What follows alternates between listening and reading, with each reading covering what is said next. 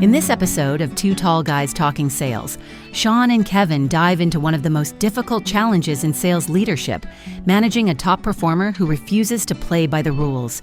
You'll hear real-world strategies for reining in lone wolves without crushing their drive, including a powerful tactic, assigning them as a mentor to foster accountability and cultural alignment. If you're trying to scale your team without sacrificing cohesion, this conversation is your blueprint. Stay tuned. This is where sales management meets real leadership. Welcome back to Two Tall Guys Talking Sales. This is Sean O'Shaughnessy. I'm one of your hosts. Kevin Lawson is also here with me. And we don't have a guest today. We're just going to talk between the two of us. And we had an interesting way to start the conversation for this episode.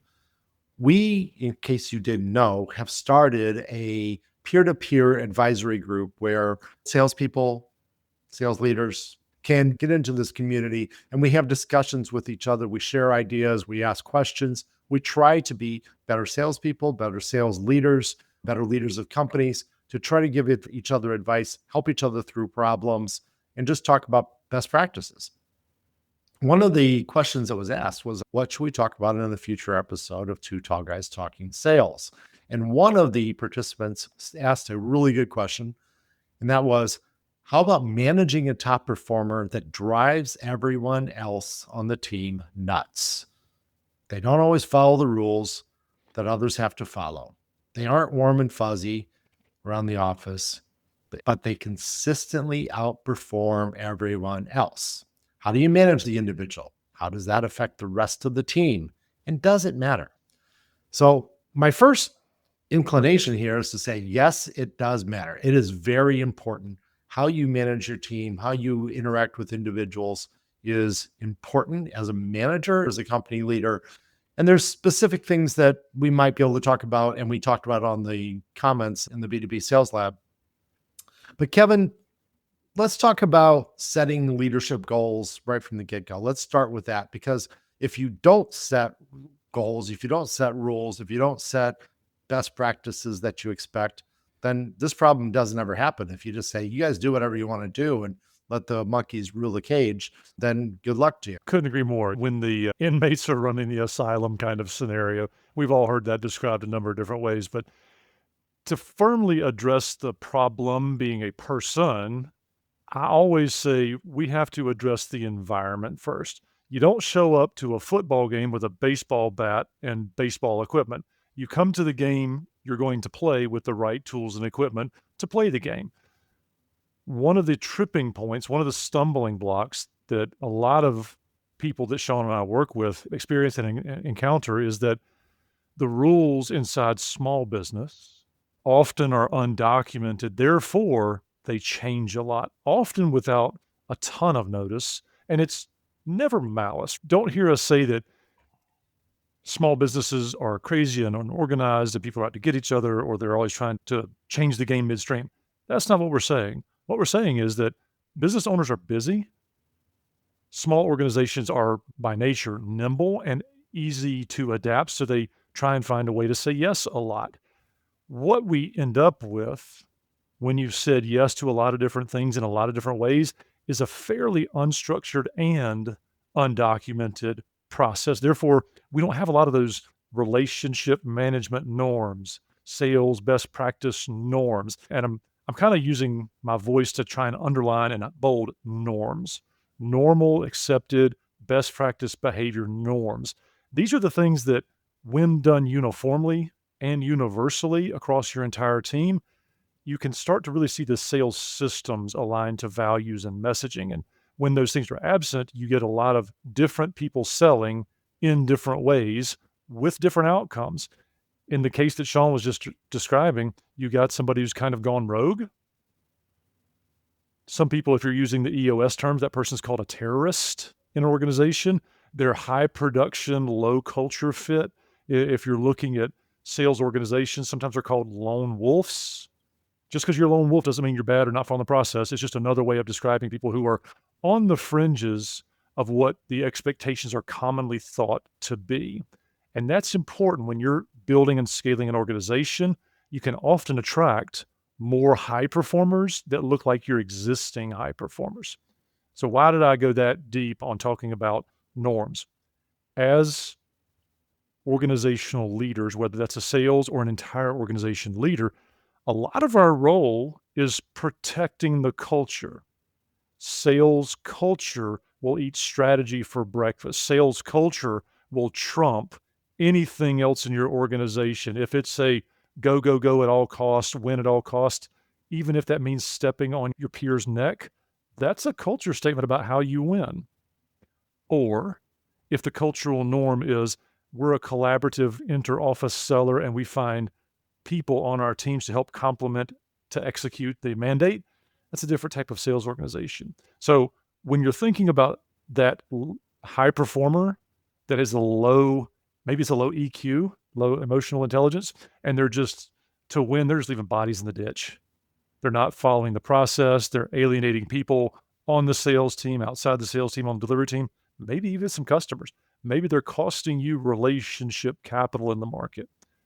Sean, I don't want to beat this horse all the way dead, but it's really important to know that a lot of the cultural things we accept are the cultural norms we should expect. Completely agree. And I was thinking about a variety of times when I've seen this situation happen. So having rules, having standards, having best practices are something that every company should have. And in fact, your culture is probably the most important thing, just to keep on kicking that dead horse. It's probably the most important thing that you possibly can have. And the culture of being responsible, being a good team leader, being a good team partner, those are all very, very important things. You don't have the problem that was just described on the lab, on our discussion group, if you don't have those things in place. So first of all, because you actually have this problem, therefore you are doing some things right. You are trying to set those best practices. You are trying to set those norms within the organization. You are trying to make it so that everybody is following the same ideas and the same goals and doing the same things. And that is very important for your culture. So congratulations to that organization that is having those challenges. Now, implementing those after not having the rules, not having the norms, starts to cause the problem of, but that's not how we used to do it. And that's perfectly fine as well. Remember, what got you here probably isn't going to get you there. Now, that's a saying I put out a lot of times, and it simply means this, that all of the work that you did to become the company that you are today, as well as probably the salesperson that you are today, is probably not the same tools, the same systems, and the same expectations that is going to get you to where your goals are. Putting those rules in, putting the norms in, putting the best practices in is going to help you grow the company. And you need to communicate that very effectively to the team members that we're doing this, we're implementing a CRM. And yes, you have to type data into the CRM. And yes, you have to update your forecast. And yes, you have to do your expenses more than once a year. Those rules, those expectations are realistic, and they're just a way to efficiently run the company. A lot of times you could deal with but we never had to do that before problem by just explaining, yeah, but we're bigger now. We used to be 3 people and now we're 12. We used to be a dozen people and now we're 25. It's time for us to grow up. We're not going to have the rules of General Motors. We're not going to have all that stuff, but we do need to have some expectations, some lines that you can't cross. We got to color within the lines, not outside the lines. And if you are a person that colors outside the lines, then maybe you just don't belong here. And that's probably the first conversation that you might have to have with that person who was blowing the number away, but you're just not leading the team. So I'm going to start with one potential management trick that I used in the past for that person, because yes, I have known that person. And I sure hope that my bosses that are listening to this never thought that they knew somebody just like that as well, meaning me, because I tried to always follow the rules. But yes, you're right. I was a firm believer in, you sure we can't bend that rule a little bit? Let's be honest. So that's just fact of life. one of the techniques that I used once that worked very, very well.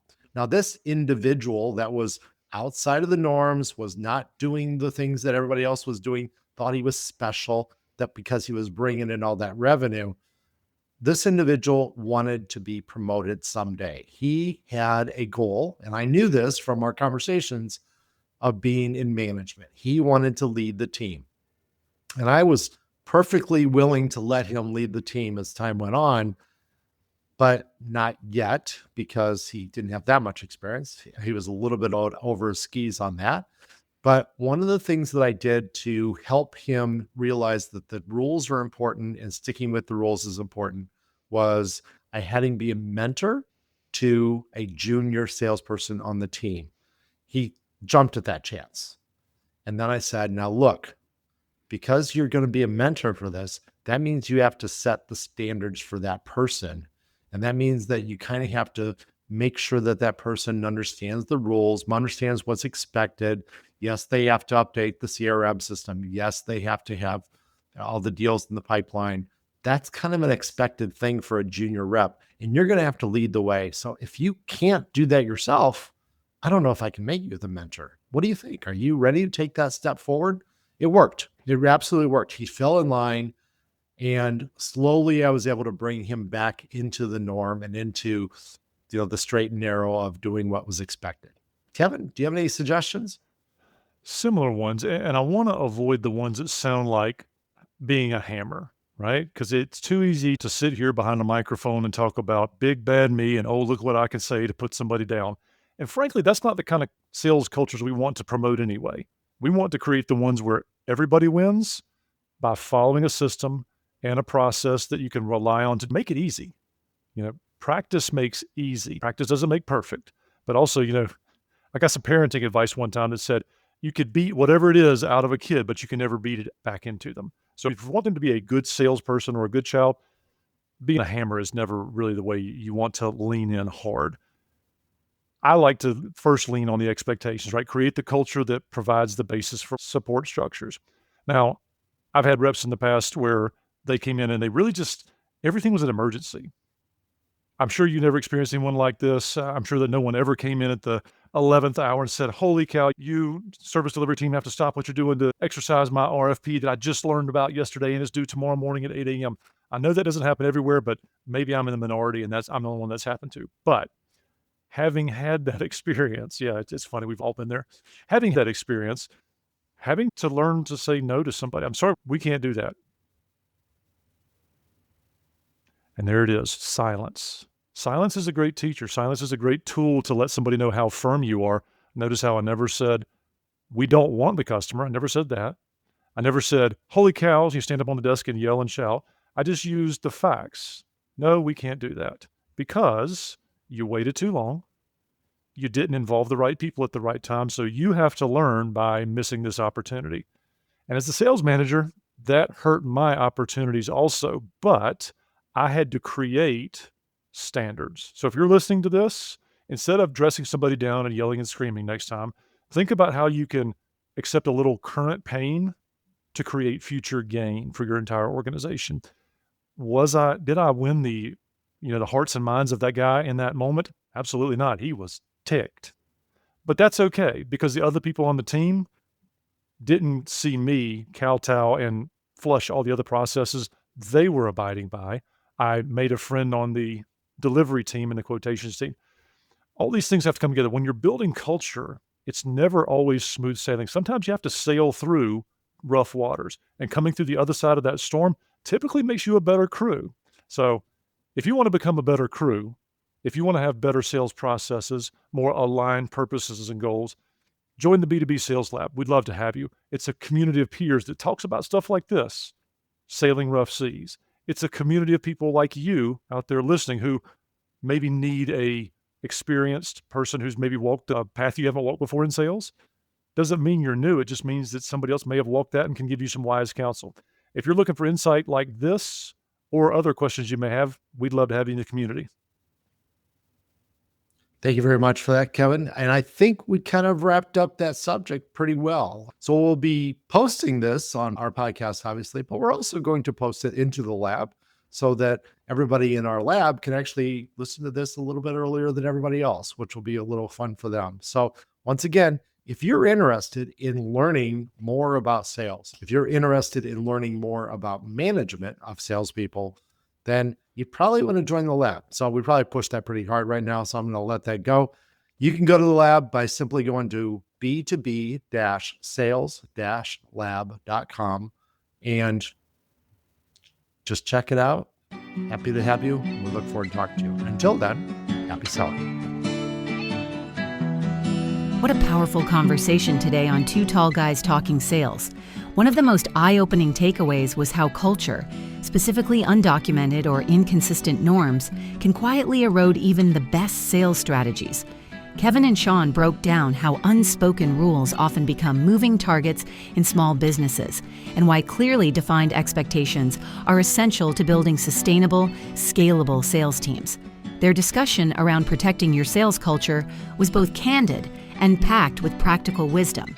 We also heard a brilliant and actionable tactic: assign your rule-breaking top performer as a mentor. Why? Because mentorship forces alignment? When someone is asked to model behavior for others, they often self-correct, and that's a win for both the individual and the team. This is something you can try today before your next team meeting or one-on-one. Don't let this strategy slip away in the chaos of daily sales pressures. Use it now to reinforce your sales processes and messaging. If you ever find yourself stuck on a leadership challenge, sales strategy, or just need to boost your revenue generation game, Sean and Kevin are just a message away. Their contact info is in the show notes, along with a link to the B2B Sales Lab, a peer-driven community of sales pros and leaders tackling the same issues you face every day.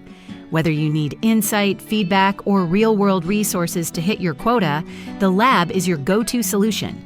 You'll find everything you need, including the B2B Sales Lab URL, right there in the episode description. We'll be back before your next pipeline review sneaks up on you. Don't miss it. Happy selling!